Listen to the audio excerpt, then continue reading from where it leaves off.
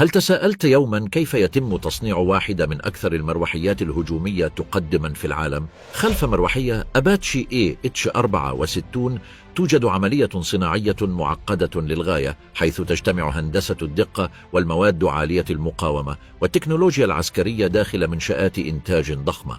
من القص الأولي للتيتانيوم إلى تركيب المحركات والأنظمة الإلكترونية والأسلحة، تتطلب كل مرحلة دقة مطلقة تقريبا. سنقوم بجولة حول كيفية بناء آلة القتال المثيرة للإعجاب هذه، وما يحدث حقا داخل المصنع، حيث تتشكل واحدة من أكثر المروحيات رعبا في العالم.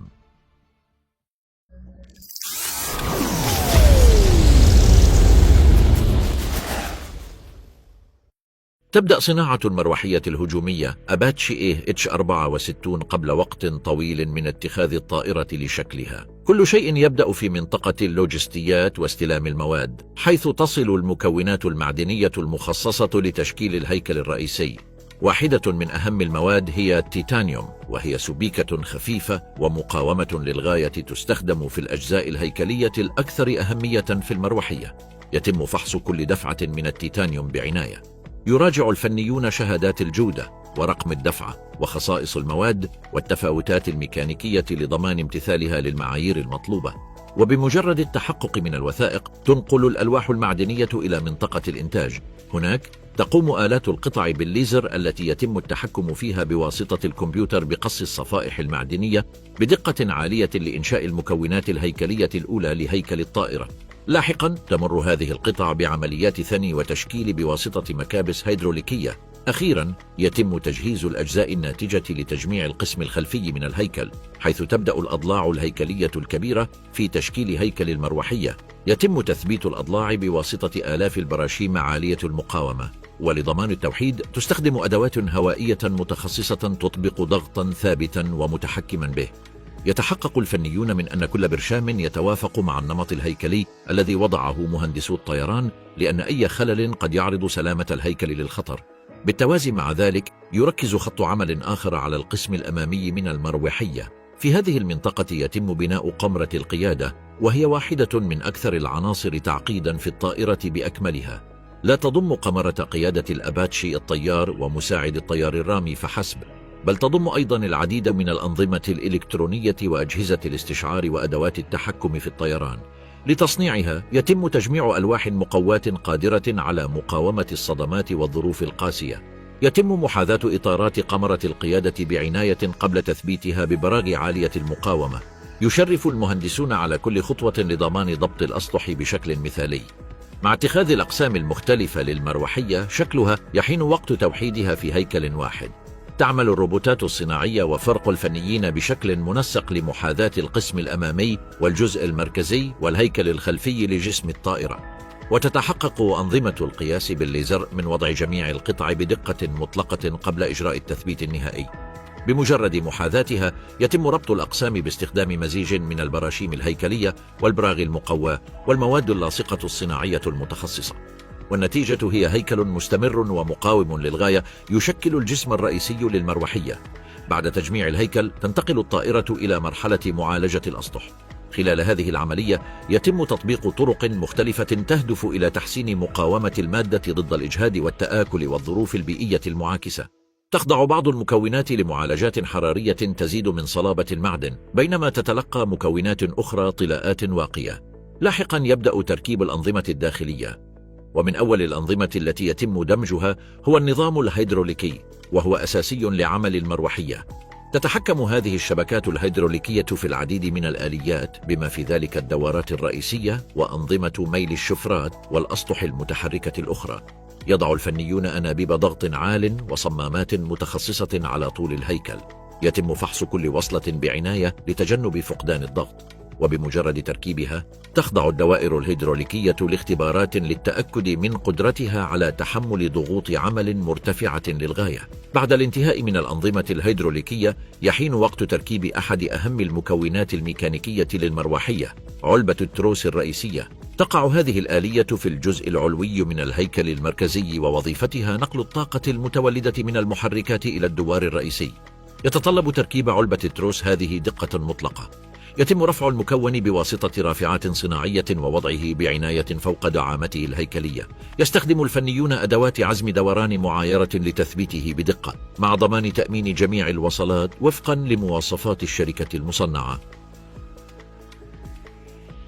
مع وجود علبة التروس في مكانها، يتم البدء في تركيب نظام النقل الذي يربط المحركات بالدوارات. يتضمن ذلك أعمدة نقل حركة طويلة ومعقدة يجب محاذاتها بشكل مثالي لتجنب الاهتزازات أو فقدان الكفاءة الميكانيكية. تتمثل الخطوة التالية في تركيب محركات المروحية. تستخدم الأباتشي محركات توربينية قوية قادرة على توليد الطاقة اللازمة لرفع ودفع الطائرة. يوضع كل محرك داخل حجرات مصممة لامتصاص الاهتزازات والسماح بصيانة بسيطة نسبيا. أثناء التركيب يستخدم المهندسون معدات فحص بالمنظار لفحص المناطق الداخلية والتأكد من عدم وجود تداخلات أو عيوب خفية. يتم توصيل كل محرك بعناية بنظام النقل وأنابيب الوقود. بمجرد اكتمال التركيب الميكانيكي الرئيسي، يبدأ تمديد النظام الكهربائي. تمر مئات الكابلات الكهربائية عبر الجزء الداخلي من الهيكل لتربط أجهزة الاستشعار وحواسيب الطيران وأنظمة الملاحة ومعدات الاتصال. تنظم هذه الكابلات في حزم محددة بعناية لتسهيل مهام الصيانة المستقبلية. إلى جانب الأسلاك الكهربائية، يتم أيضا تركيب خطوط البيانات التي تسمح لجميع أنظمة الطائرة بتبادل المعلومات في الوقت الفعلي. تعمل هذه الشبكات الرقمية بمثابة الجهاز العصبي للمروحية، حيث تنقل البيانات بين أجهزة الاستشعار وعناصر التحكم في الطيران وأنظمة التسليح. بعد ذلك يأتي دور إلكترونيات الطيران. في هذه المرحلة يتم دمج حواسيب الطيران والشاشات متعددة الوظائف وأنظمة الملاحة المتقدمة. تسمح هذه المعدات للطاقم بمراقبة جميع معايير المروحية وتشغيل قدراتها القتالية. يتم أيضا تركيب المقاعد المدرعة المصممة لحماية الطاقم. صنعت هذه المقاعد من مواد قادرة على مقاومة الصدمات والشظايا، مما يوفر طبقة إضافية من الأمان في مواقف القتال. بعد ذلك يتم دمج المستشعرات التكتيكية التي تسمح للأباتشي برصد وتتبع الأهداف، وتشمل هذه الأنظمة البصرية والكاميرات التي تعمل بالأشعة تحت الحمراء ومستشعرات متخصصة للعمليات الليلية. تثبت هذه الأجهزة على منصات مستقرة تسمح لها بالحفاظ على رؤية دقيقة حتى عندما تكون المروحية في حالة حركة. لاحقا يتم تركيب الدعامات الخارجية للأسلحة. تثبت هذه الأبراج على الأجنحة القصيرة للمروحية وتسمح بحمل الصواريخ والقذائف وأنظمة الهجوم الأخرى. يتم توصيل كل دعامة بكل من النظام الكهربائي وشبكة التحكم في الأسلحة. يتم أيضا وضع الرادار والمستشعرات الخارجية الأخرى في هذه المرحلة. توفر هذه المعدات معلومات حاسمة حول البيئة والأهداف المحتملة، مما يوسع بشكل كبير القدرات التشغيلية للمروحية. بمجرد تركيب جميع الأنظمة الرئيسية، يتلقى الهيكل طلاءه النهائي. تتضمن هذه العملية تطبيق طبقات من الطلاء الخاص المصمم لحماية الهيكل من التأكل والظروف المناخية. بالإضافة إلى ذلك، يساعد مخطط التمويه في تقليل رؤية المروحية في العمليات العسكرية. بعد الطلاء يتم تركيب الدوارات الرئيسية ودوار الذيل. يتم موازنة هذه الهياكل الدوارة الضخمة بعناية لضمان تشغيل سلس وفعال. يقوم الفنيون بضبط المشغلات التي تتحكم في خطوة الشفرات مع التأكد من استجابتها بشكل صحيح لأوامر نظام الطيران. أخيرا تدخل المروحية مرحلة الاختبارات. أولا يتم إجراء تجارب أرضية، حيث يتم التحقق من جميع الأنظمة الميكانيكية والكهربائية والإلكترونية. يفحص المهندسون عمل أدوات التحكم والنظام الهيدروليكي ونقل الحركة والمستشعرات التكتيكية. لاحقا يتم تنفيذ محاكاة لنظام التحكم في الأسلحة للتأكد من أن جميع الدوائر تعمل بشكل صحيح. فقط بعد اكتمال جميع عمليات التحقق الأرضية دون اكتشاف أعطال، يتم التصريح للطائرة ببدء المرحلة التالية، اختبارات الطيران. تمثل هذه اللحظة واحدة من أهم الخطوات في عملية التطوير والتصنيع، حيث تتيح التحقق في ظروف حقيقية من أن جميع أنظمة المروحية تعمل وفقا للمعايير التي وضعها المهندسون. قبل الإقلاع يقوم الفريق الفني بإجراء مراجعة عامة أخيرة. يتم فحص الأنظمة الهيدروليكية والدوائر الكهربائية ومستشعرات الملاحة ونظام نقل الحركة الذي يربط المحركات بالدوار الرئيسي مرة أخرى. كما يتم فحص حالة شفرات الدوار ونظام التحكم في الطيران وأجهزة قمرة القيادة. الهدف هو ضمان أن كل مكون جاهز لتحمل متطلبات الطيران. بمجرد اكتمال هذه التحققات يتولى طيار اختبار متخصصون للغاية السيطرة على الطائرة. يمتلك هؤلاء المهنيون تدريبا محددا لتقييم النماذج الأولية والطائرات حديثة الصنع، لذا فإن مهمتهم لا تقتصر على الطيران فحسب، بل تشمل أيضا تحليل سلوك المروحية بدقة في مواقف مختلفة.